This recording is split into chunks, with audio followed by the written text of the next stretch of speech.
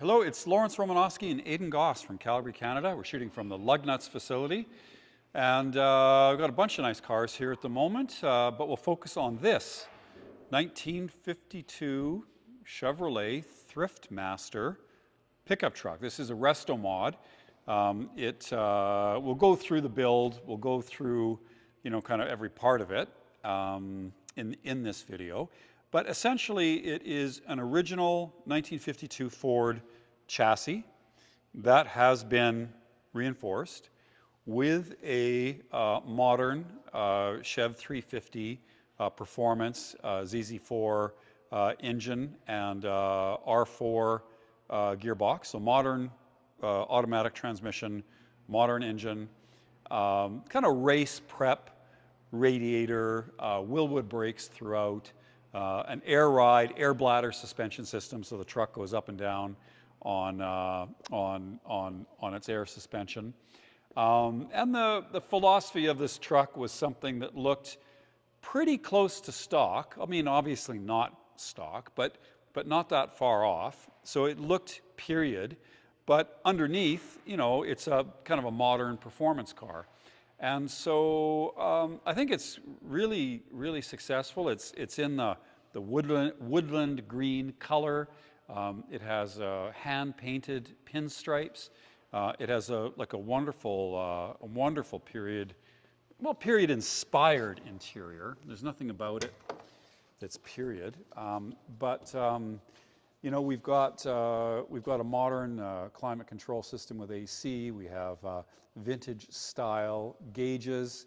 We have square weave carpeting, leather bucket seats.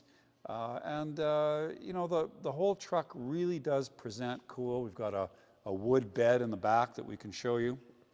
And, it just really presents nicely as a modernized 1952 truck that still it keeps its kind of 1950s charm, but adds, drivability, reliability, performance, all the stuff you get with modern mechanical bits, but still with the vintage feel. So this, to me, these are the most successful resto mods. When they put like modern wheels on them, just never look. I mean, it can be successful. Like every build's a little bit different, but I really think this was a really successful job. And so we'll do our usual thorough video on the car. Obviously, with the resto mod, we're going to go through and read out the specs and exactly what parts it was built up from. Then we'll do a close look on the exterior. I mean, it's in show condition. But we'll go through each panel. We'll use a paint meter. We'll go through the exterior, the interior. We'll put the car on the hoist. We'll get a look at how it was built underneath and the care and attention that it received. The undercarriage looks as nice as the top on this car. We'll go through the interior. We'll go through obviously the engine bay, which is really beautifully done. And then we'll do a short drive video. The conditions aren't great for such a beautiful car. It's the middle of winter. There's lots of gravel on the road. But we'll at least demonstrate that the car works. The whole video will take about an hour or so. But by the time you're done, you should have, every confidence in it with, 300 photographs, an hour of video footage, all the different specs and so on. To be able to bid on the car. Most of these classics are now sold sight unseen, bought online. So, it's a big ask for somebody who's in a different country, perhaps, to send somebody they don't know money for a car they haven't seen. And that's why we're so thorough when we do these videos. We do everything we can to impart the greatest amount of confidence with prospective bidders. So with that, let's get started with a little bit of background on what this truck is and who built it and so on. Okay, so this truck was featured in the Hot Rod Network magazine, and I can show you that. And there's a picture of it kind of slammed on its low setting for the air suspension. So it was at this time the truck was owned by a guy named Al Ritter, who looks like was a NASCAR guy, and he found this listing for a 1952 Chevy 3100 that had been completed, and it says the truck was slammed to the ground with plenty of attitude, a razor sharp body, and just the right details. And then it goes on to say that it was built by a father and son team, Greg and Brandon Wiedemann of Yorkville, Indiana, and it was a 15-year journey to build the truck from the ground up. It was actually bought for Brandon at age 15 by his dad as an opportunity for them to share the time together during the build. And so the actual truck was found in a local friend's field where it had been parked. And then, okay, the dad buys it for his kid. The dad and son build the car. It says the original spine was stripped clean. The rear rails were narrowed, followed by a complete frame being boxed for added strength. 9-inch Ford filled rear end, 3.23 to 1 gears, suspended in place by a custom fabbed triangulated 4-link rear suspension, complemented by a panhard bar and Ride Tech bags to help the stance. Up front, for a razor sharp handling, a Mustang 2 independent front suspension was grafted in place, complete with 2-inch drop spindles and Ride Tech bags to complete the attitude adjustment.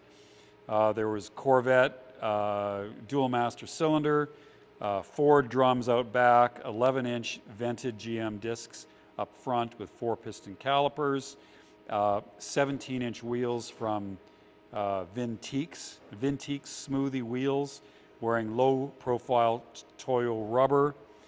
What else does it say? I'll have a link to this so you can read it yourself.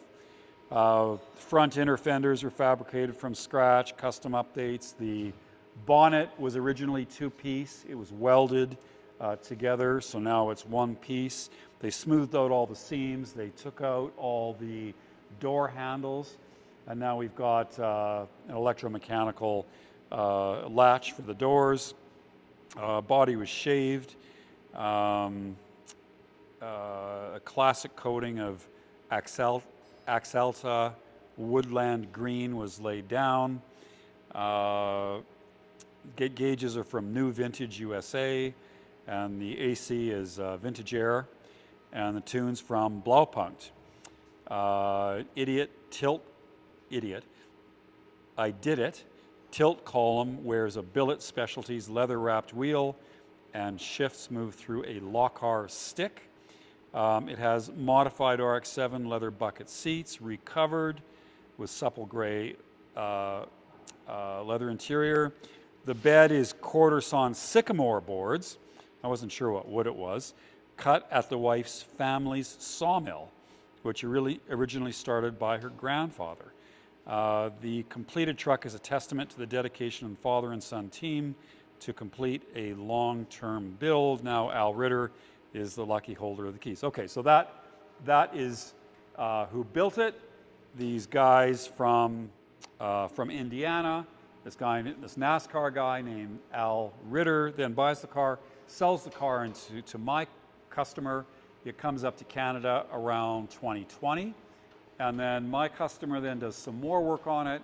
He swaps out all the brakes for Willwood discs, front and rear. Before it just had discs on the front. The steering rack was replaced by a Cadillac rack and pinion steering. And he did some other work to the car too, but those were the major modifications under his care. The car has about 8,000 miles on it. It's my understanding my client put a couple thousand kilometers on it only. And basically it just went to shows. And my client had a in-house mechanic that worked on all of his cars, and this guy looked after this car, took it back and forth to shows, etc. When I go into my notes, I can just maybe pick out some more things about it. And we've got stock Chevrolet chassis with reinforced box sections, narrowed frame rails, and custom drive shaft loop. Rear end, Ford 9-inch, 3.23 to 1 final drive. Rear suspension, parallel 4-bar, Ride-Tech airbags, and Panhard bar. Mustang 2 front suspension with 2-inch spindles, Ride-Tech airbags. Brakes are now 11-inch Willwood vented discs with 4-piston calipers, and the wheels are Vintiques Smoothie 17-inch Toyo Proxies front and rear, 225 55/17s front, 275 55/17 rear. I'll get the date codes for those in a minute. Steering box is Cadillac rack and pinion. There's a fuel cell in it from Jazz, J-A-Z, foam fuel cell. The engine is Chevrolet's ZZ4 350ci crate engine with GM Performance aluminum heads and valve covers, Edelbrock Performer, intake manifold, and 650 CFM carburetor, MSD ignition, S&S headers, custom Summit Racing 2.5-inch exhaust. Transmission is GM 700 R4 4-speed auto Lockhart shift kit. We have a custom rear roll pan, shaved doors with electromechanical opening, one-piece welded bonnet, smooth tailgate, rear bed tubbed, so the fender wells are inset into the tub. Bitchin Products firewall, ex-Alta woodland green paint, and hand-painted pinstriping. In the interior, vintage air climate control, new vintage gauges, billet specialty steering wheel with I Did It tilt column, custom interior by Cutter's Custom Stitching of Dillsboro, Indiana, with supple gray leather interior, gray square weave carpet, modified RX-7 sport seats, Pioneer stereo. Okay, so that's the specs on the car. Let's go have a close look at it here.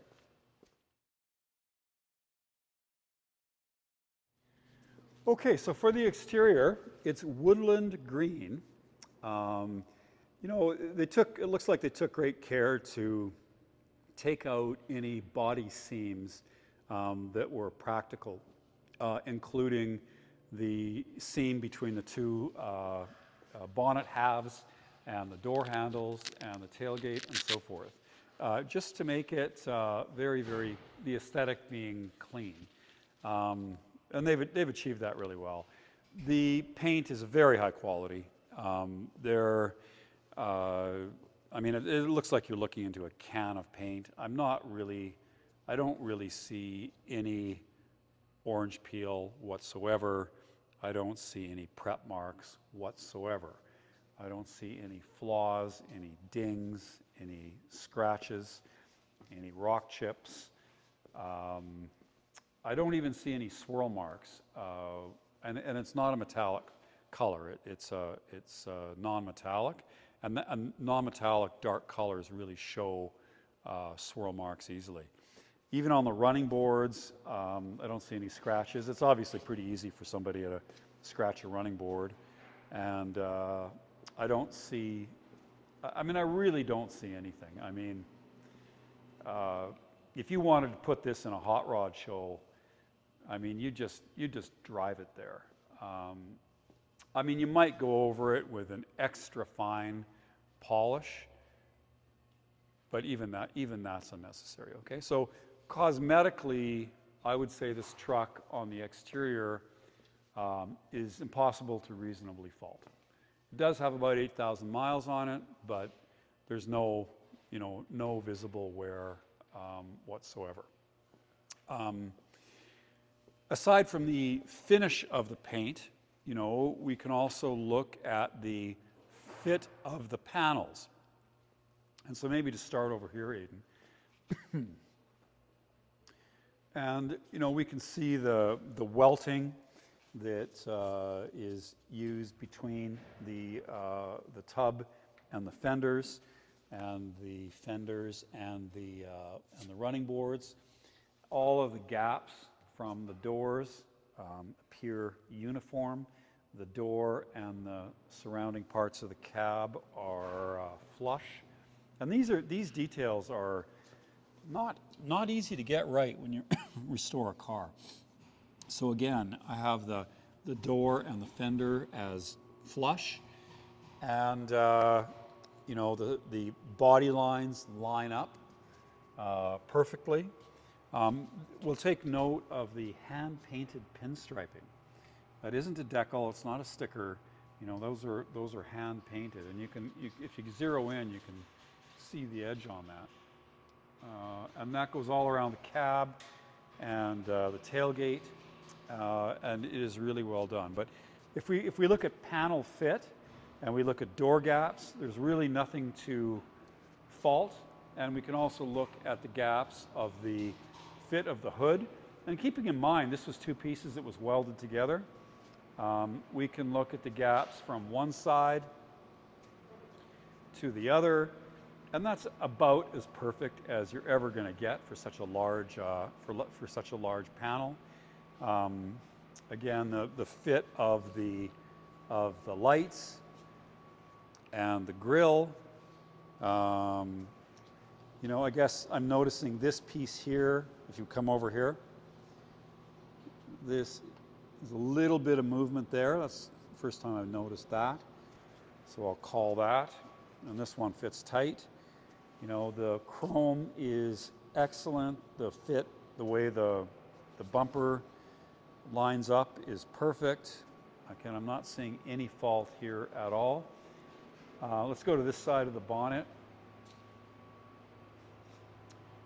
Again, the gaps are consistent throughout the bonnet closure. The bonnet closes flush. Okay, I don't see it sitting proud on any one side. And if we look at the passenger door, again, we're seeing really consistent panel gaps, and we're seeing the door fit flush everywhere. So that isn't easy, folks. That just isn't easy to make doors fit really well, especially on old cars. We can get a look at this running board in detail, and we can see that it just all really fits together really well. I mean, this is a father and son project, and so, you know, that can mean anything in terms of quality of execution. But in this case, it was done to a really high standard. If we look in the bed, you know, of course we see that it, you know, hasn't been used. These, I guess, I just read out that these were cut on kind of their family wood mill. We can see the fasteners are all, you know, all nicely set in, all have the same washers. Was that a washer? Okay. We can see that the fasteners are all, you know, sitting, you know, equidistant, and all looks professionally done. Metal strips on the bed, all look nicely laid in, and so on. The bed looks perfect. Overall, it just looks like, you know, a really high quality restoration. You know, hand painted Chevrolet, you know, logo on the rear tailgate, and it's just enough, you know, you can, because it's hand painted, it just has a different feel than a decal. It really does. It really stands out. It's not that you can see anything that's like imperfect about it. Just that you know, you can just tell it was handwork and not a decal. And that's the way it would have been done in the 50s. We can look at the weather seals, which all fit nicely. You know, there's the seam right there. It butts together really well. Weather seal, still supple, of course, fits really nicely in the rear window space. Again, looking at the front windscreen here.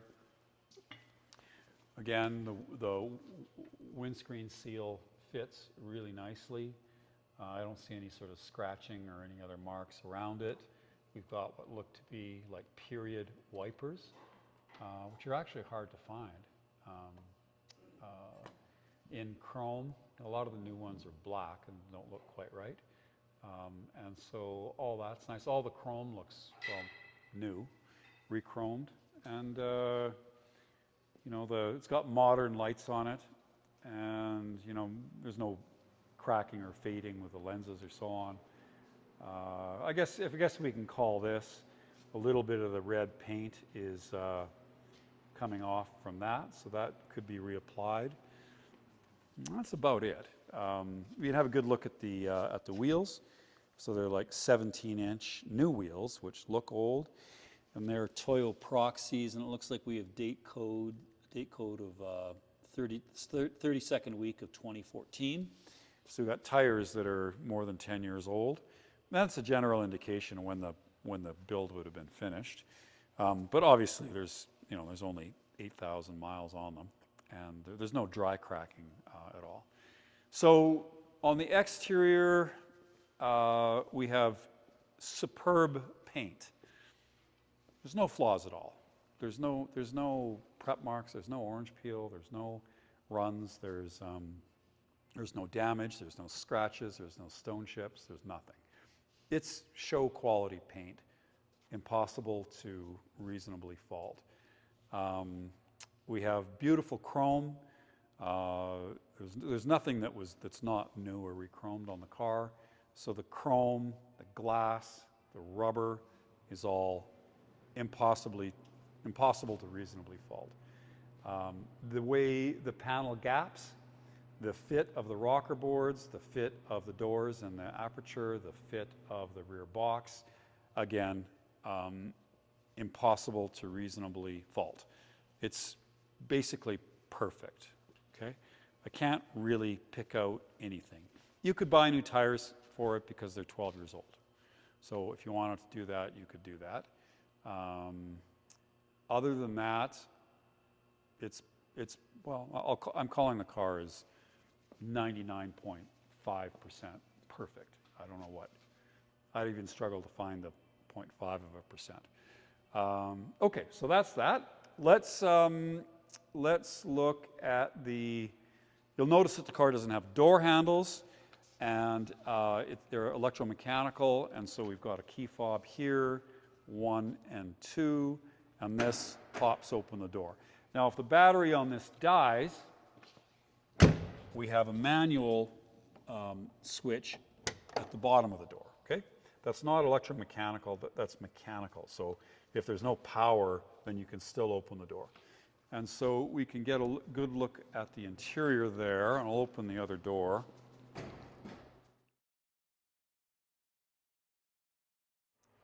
Okay, we can take a paint meter to it. You know, on an older truck, on an older restoration, especially one with glass smooth bodywork, generally I find paint depth in around the 1 millimeter, just because there is like a high build primer, lots of block sanding, thicker paint, etc. And then it's all blocked perfectly smooth. So you don't get really, like a new car might have 200 micrometers, but you're not going to find it on this car with old panels. On a brand new factory pressing on a brand new car, you can lay paint down at 150 or 200, but not on a restoration. So let's just see what we get here for paint depth.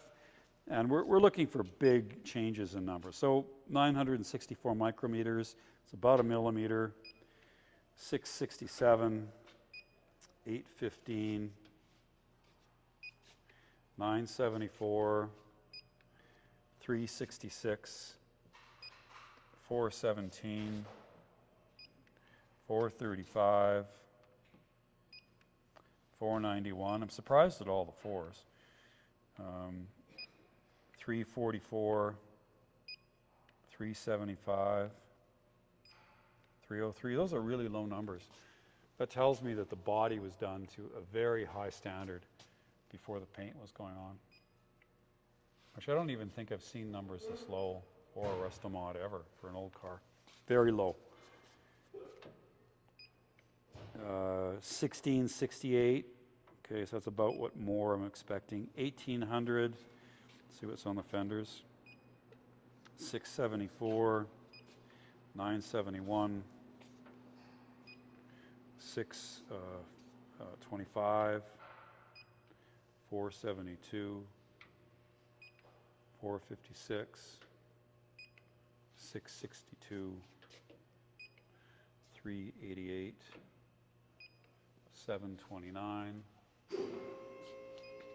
443, 853, 680,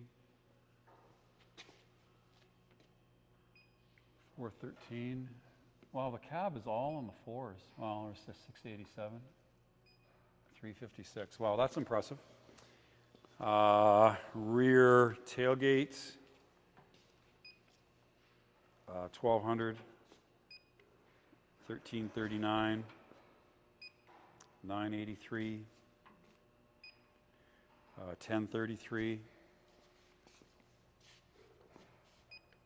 791, 811, 434, 808, 1320, 921, 677, 515, 264, 354, 937, 356, 427, 291, 353, 335, 252, 442, 313, 238, 297, 668. Well, that's unexpected. That's impressive. Do we do the hood? 786, 529, 492, 1450. Yeah, this is right where the welds are, so that makes sense. 1506, 1721, 963.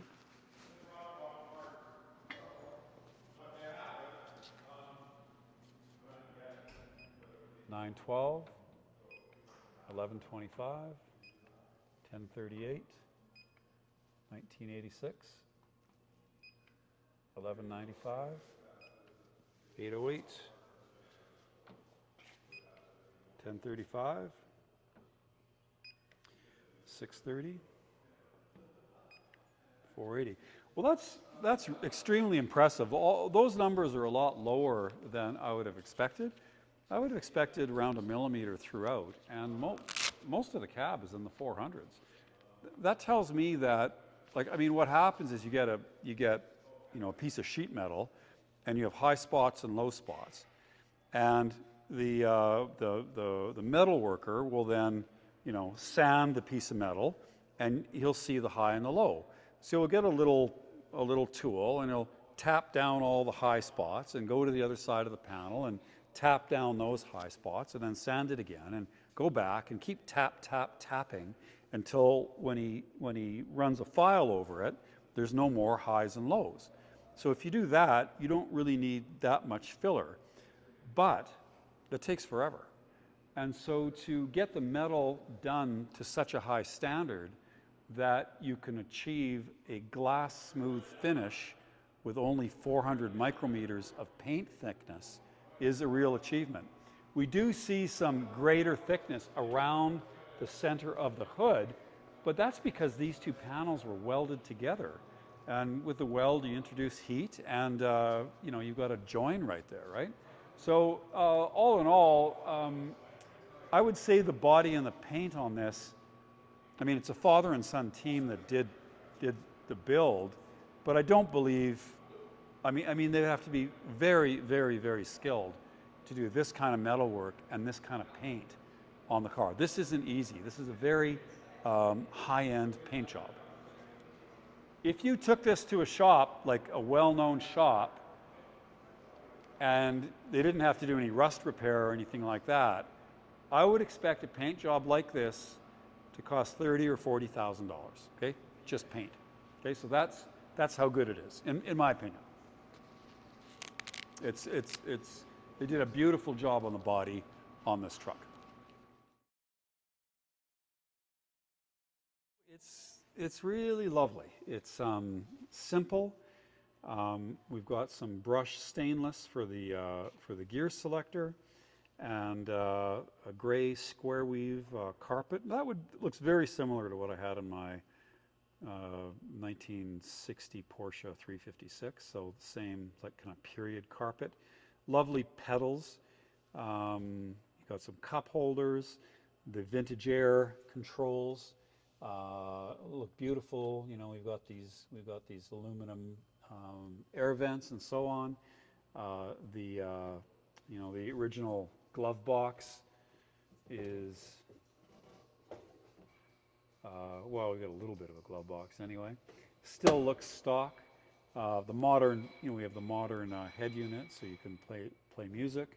But overall, you know, you've kept all of these important details. He's kept all these important details with the interior, and you know, the center console's tastefully done.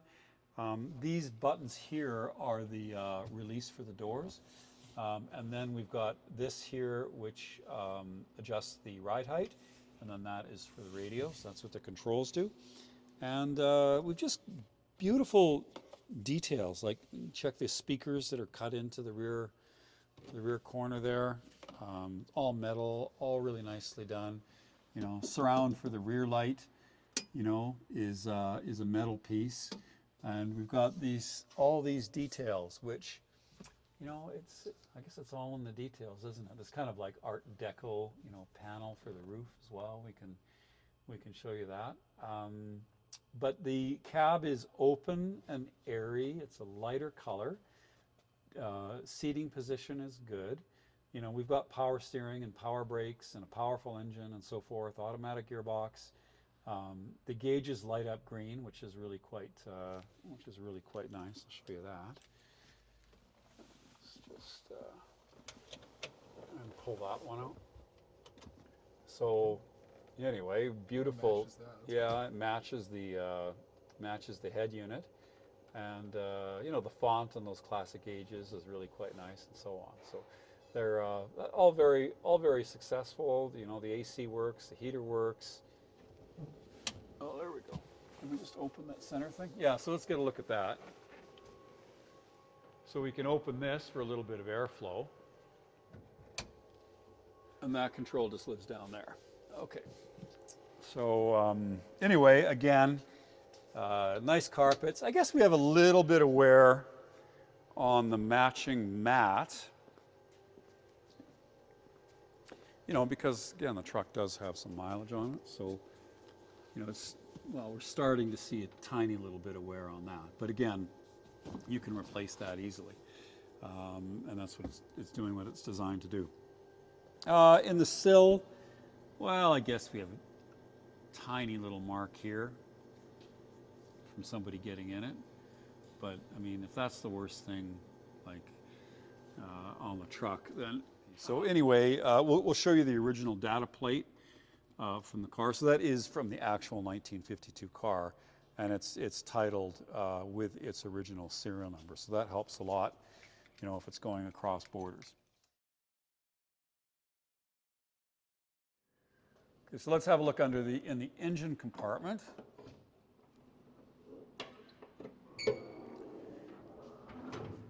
Here, okay. So, well, this is beautifully presented.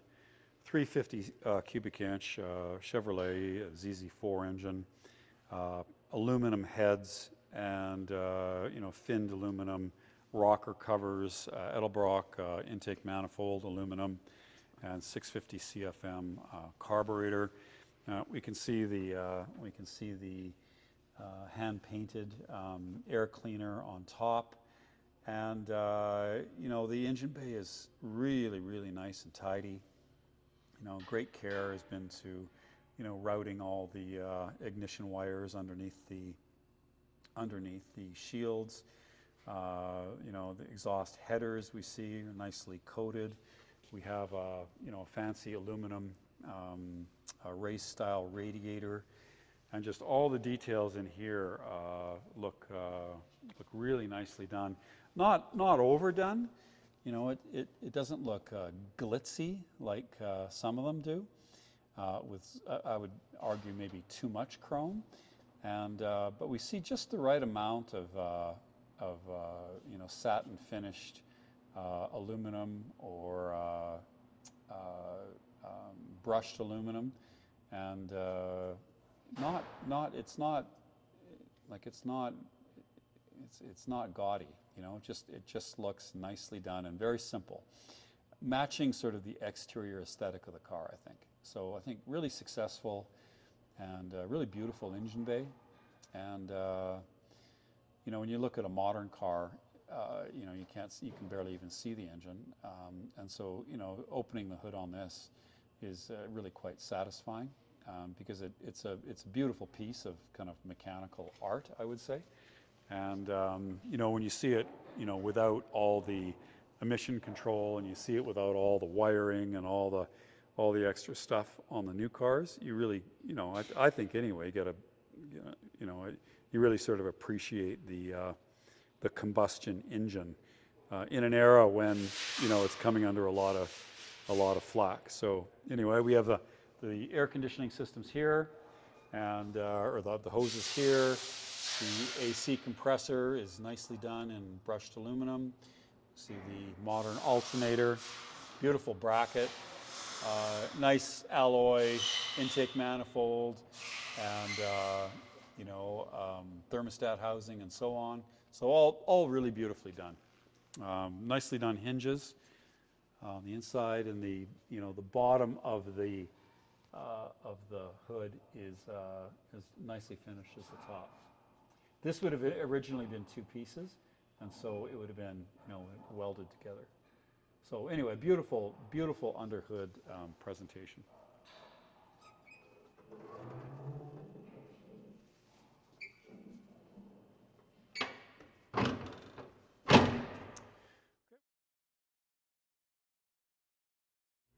Okay, so we've got the 1952 Chevrolet Triftmaster on the hoist here. So let's take a really good look underneath, and we can look at the quality and finish of this build. Okay, well, this is I think it was a father and son build that took, I don't know, 10 or 15 years to do.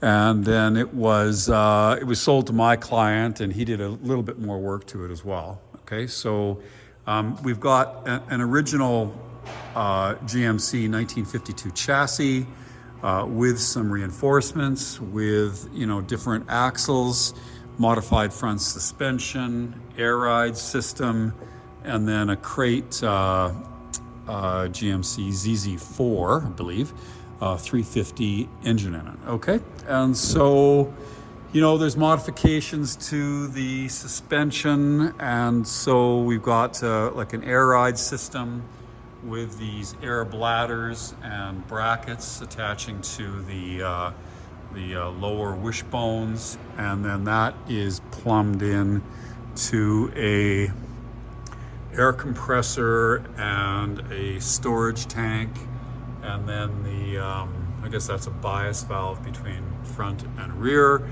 and there's cabin control for all that stuff.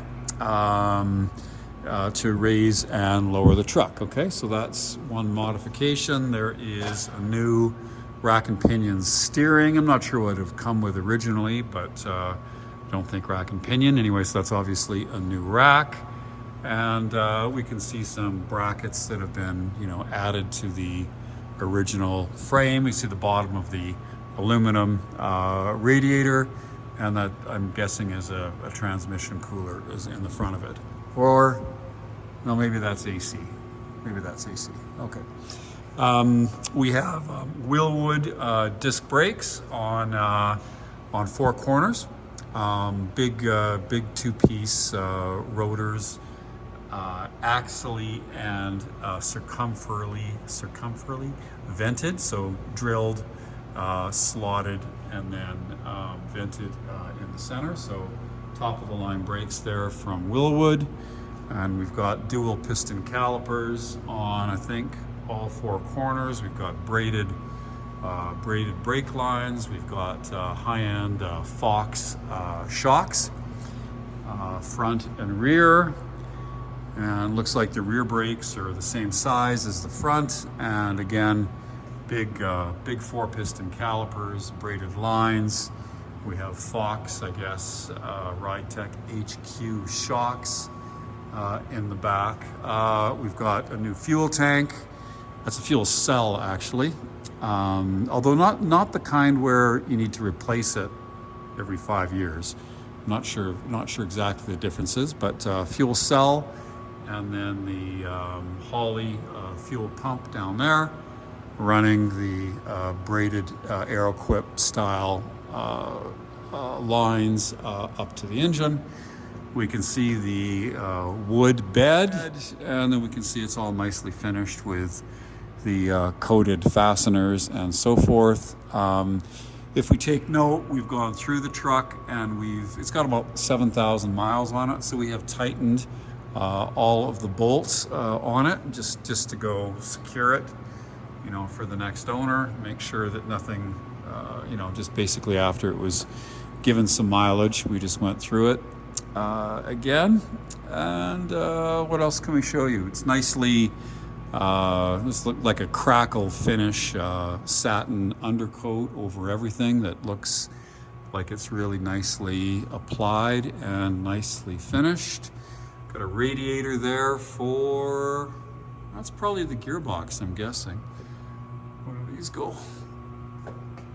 Yeah, so that looks like the gearbox radiator there.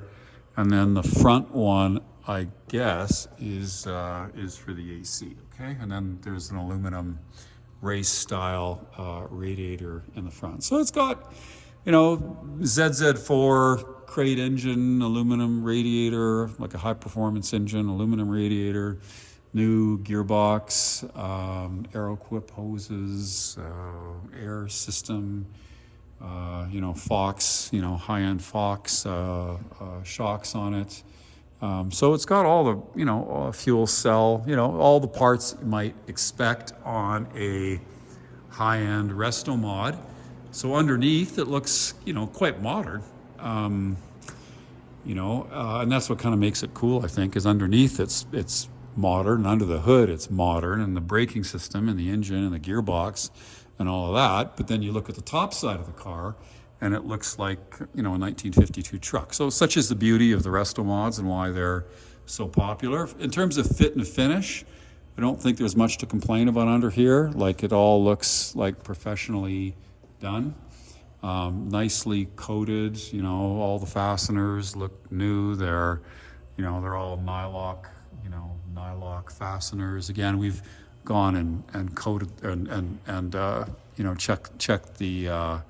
checked them all for being loose and so on. Tightened everything up a little bit. We've got, I think, all the right parts that you'd expect to see on a resto mod. So I don't know there's much to complain about it here. It's got, again, it's been driven, so it's been given some time to get sorted. Sometimes really fresh builds, it's easy to kind of bolt all the shiny parts together and have it look nice. It doesn't mean it's going to drive very well.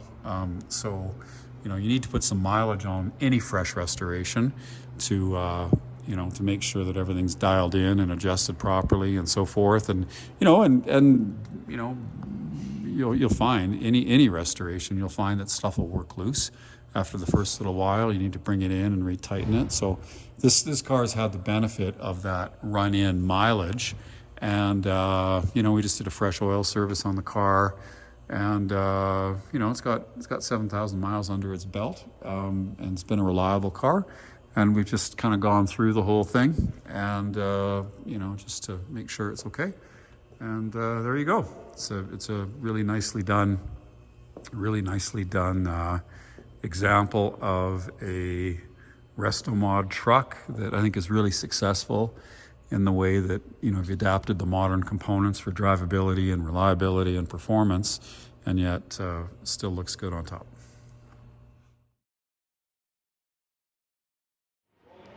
So we'll do a cold start here. Vehicle hasn't been, well, I guess we moved it out. We started it this morning for like 2 minutes to move it out, but it hasn't been started in several hours. And so I'll get Aiden to show you the fuel or the exhaust pipe when we start it, and I'll put the microphone on the rear of the car. Then we'll back it out, and Ned, we're just going to back this straight out and go for a drive. Yeah. Yeah. Okay. So I'll put this back there.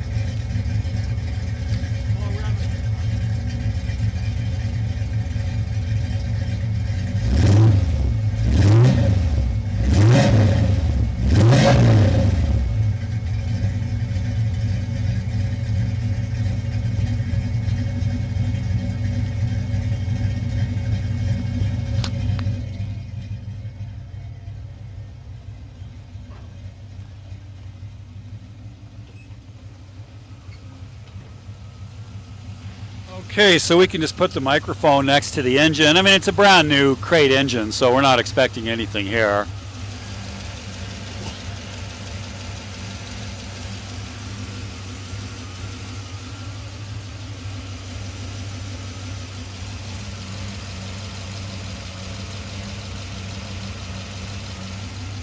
So idles beautifully. We just changed the oil in the car. There's no leaks or any belt noises or anything out of the ordinary in the engine bay. Okay.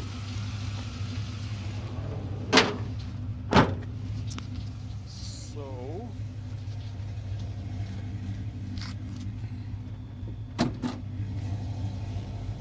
we should demonstrate. Let's demonstrate the air suspension. So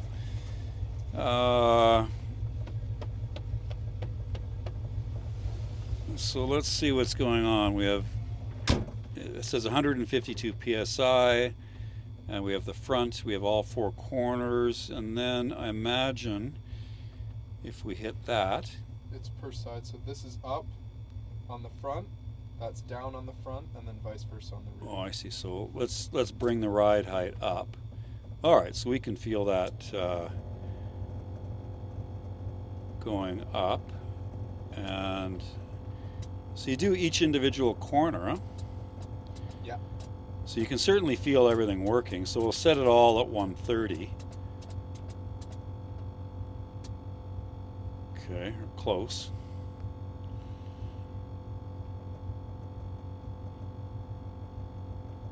Oh, I see.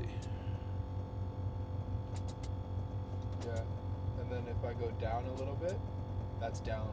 That's up. That's down. Okay, and then the rear, we're gonna bring that up. Yeah. Can you do both axles at the same time? I think so. Oh, that's, oh wait, that's up. So 130 again, and then we're gonna do this one at 130.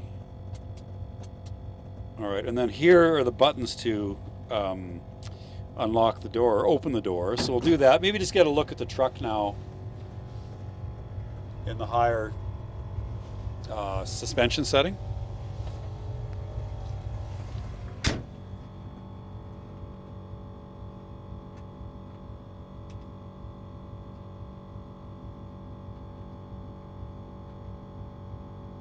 Okay, so now we can look and we see water temperature at 100. We can see the oil pressure at 60, half a tank of gas. Batteries charging. We have 7,943 kilometers. So we've got these period style but seat belts, but they're 3-point. And we have this lovely brushed aluminum gear shift knob. We've had a couple rods with this system in it. Okay, so on the brakes, and we'll go into drive. Go into drive. And I don't want to get this truck too dirty. It's so painful. So we're just going to demonstrate that it works and then put it back in the shop. And I'm just going to go slowly over this this gravel here. It's quiet inside. Well, actually I should shut my door properly. Quiet inside. The heater works nicely. The blower motor's quiet. Suspension's compliant. I have working signal lights. This is the adjustment for the tilt steering wheel for the column. Gear change is pretty positive. And that was the same. We had this. They had the system on the Studebaker too. Same. We had a 32 Studebaker resto mod. It had actually the exact same engine, gearbox, and shifter as this car, and it behaved the same as that. And it's to be so much easier to keep up with traffic. I mean, you know, this car had this truck had a straight 6. Don't remember the displacement, 200 cubic inches or something like that. You know, I doubt it would have had any more than 70 or 80 horsepower. And then I'm not sure about the gearbox, probably a 3-speed gearbox. So you know, you'd be limited to 55. 60 miles an hour would be pushing it with the original drivetrain in this and virtually every other 50s car, or at least everyday 50s car anyway. And so that really limits your ability to take it on any journey and keep up with traffic on a freeway and stuff like that. So, you know, the addition of the gearing and the power, you know, just lets you take it places, you know.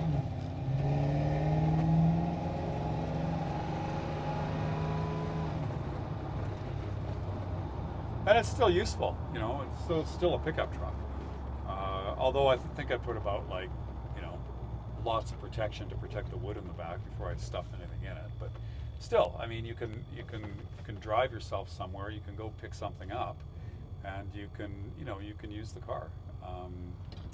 Which a lot of the old cars in their stock configurations, you're really quite limited. I mean, they'll do it, but you just tend not to use them very much just because they're not very good at it. So, you know, this for a restored car, 8,000 miles is actually quite a bit.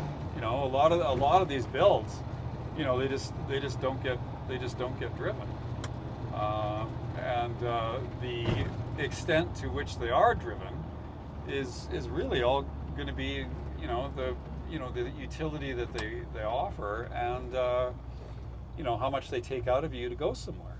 So you get something that's modern and it's reliable and has enough performance to keep up with traffic, and it has AC, and you're a lot more likely to reach for the keys for it rather than an old truck that is unreliable and not really geared for the interstate and doesn't really have the power to pull a higher gear, and doesn't have AC or has a weak AC. So anyway, that I don't have to extol on the virtues of resto mods. That's why they're so popular, and that's why they fetch a lot more than originals in most cases. Restoration costs have gone up so much. Now you're paying in Canada like $150 an hour, and the everything has just got a lot more expensive. A lot of the metal finishing. There's not very many people who can do high quality metal finishing. It's kind of a dying art. The amount of companies that are doing chroming and replating and so on, because of environmental regulations, are really decreasing, and the prices are dramatically increasing. If you started with a decent condition 1952 truck, in Canada, you wouldn't be able to build this for less than $200,000. In the States, I don't think you could build it for any less than $150,000 US dollars, 140, something like that. Undertaking a restoration now is extremely expensive.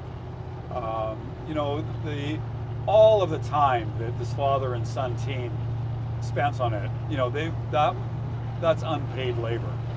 You know, like, you know, that those guys, that father and son team, poured their heart into this, you know, the buyer, the subsequent owner of this car, are really, you know, the beneficiaries of that work. If you tried to pay somebody for that, like I said, you'd be over $200,000, and I guess that's why you want to buy somebody else's resto mod. I mean, if you look at it that way. I mean, thankfully, there's enough guys who just do it just because they feel it needs to be done, or they want the project, or they get the satisfaction out of doing it, and that is important. You know, to build something yourself, to see it come together, to whatever, and you don't want to take away a thing from guys who do that, especially when they know they're going to get 50 cents on the dollar and give away their labor. I mean, it's a real labor of love.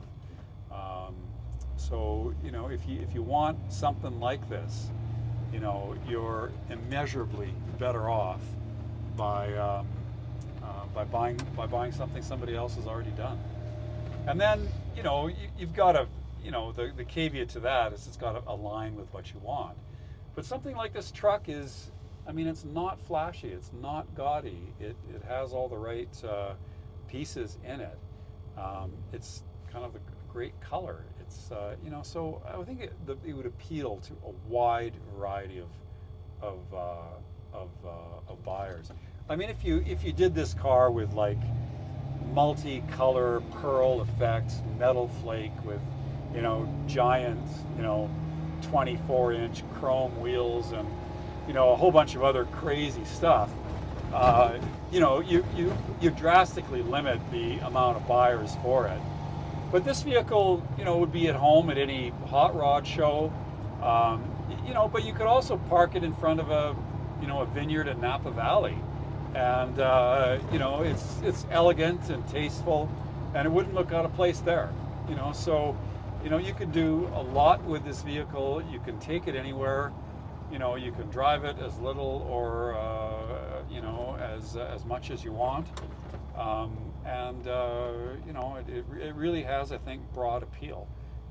There's a lot of other trucks I've seen that are really kind of nuts, like SEMA builds and stuff like that.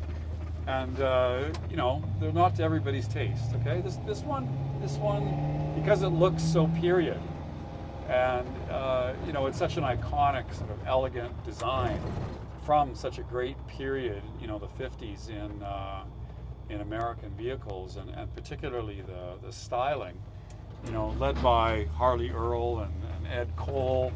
And, you know, you had cars like the Corvette and the Thunderbird and so forth, these iconic American cars come out during this period. It's a part of that. So in my mind, it really makes sense to save the purity of those designs. And they're not affected if you shave the door handles off, or you smooth out the body a little bit. You know, you really, I think, just accentuate those design elements, and rather than detract for it. So all in all, in summary, you know, it's a beautiful build. A lot of loving care went into this. A lot of thought went into this car. You know, there's probably, I don't know, 2,000-3,000 hours of work into it. There's a Concours quality paint job, really tastefully done, all modern mechanicals, all the right bits. It's really hard to fault in conditions. It's had, you know, 8,000 miles of running in, of breaking in. We went through it top to bottom and retorqued all the suspension bolts and chassis bolts and so forth, and got it ready for resale. You know, you can just get in this car and fire it up and do whatever you want with it. You know, a lot of times a fresh build, you know, it's not, you know, it takes a while for it to settle in, and you know, you can be spending quite a bit of time fine tuning it. This one's already done and it's ready to go, and it's a gorgeous machine. So with that, Lawrence Romanosky and Aidan Goss from Calgary, Canada. Please like and subscribe, and you know, don't be shy. Bid on this car. It's you know, you're getting it for, you know, I'm sure you're getting this thing for 50 cents on the dollar. Okay. With that, have a great day.